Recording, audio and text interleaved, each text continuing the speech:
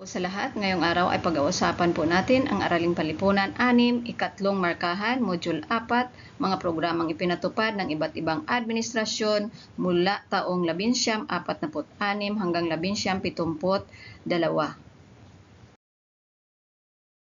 Patakaran at programa ni Pangulong Carlos P. Garcia noong Marso 17, 1957 hanggang Disyembre 30, 1961. Kamatay ni Pangulong Ramon Magsaysay, pumalit sa kanyang posisyon ang kanyang pangalawang Pangulo na si Carlos P. Garcia. Pinagpatuloy niya ang mga programa ni Magsaysay sa loob ng 8 buwan. Nanalo siya bilang Pangulo sa ginanap na halalan.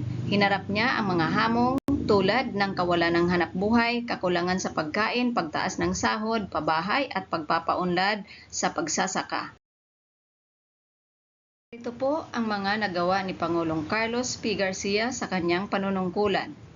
Sa kanyang panunungkulan, binigyan niya ng pansin ang pagtitipid o austerity program. Layunin nito na maging matipid sa paggasta ang pamahalaan upang makapagbigay ng mabuting serbisyo sa mga mamamayan. Pairal ng Patakarang Pilipino Muna. Hinihikayat ng programang ito na tangkilikin ang sariling produkto. Ipinatupad ang Patakarang Filipino Retailers Fund Act noong 1955 na nagpapautang sa maliliit na negosyanteng Pilipino.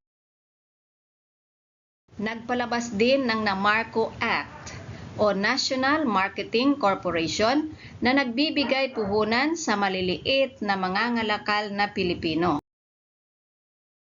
Isip po natin, mga patakaran at programang ipinatupad ni Pangulong Garcia.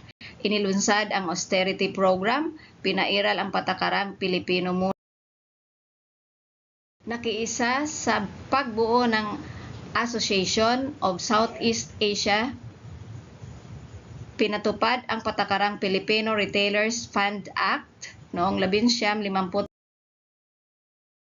Nagpapautang sa maliliit na mangangalakal sa pamamagitan ng NAMARCO o National Marketing Corporation. Narito po ang sanggunian. Maraming salamat po.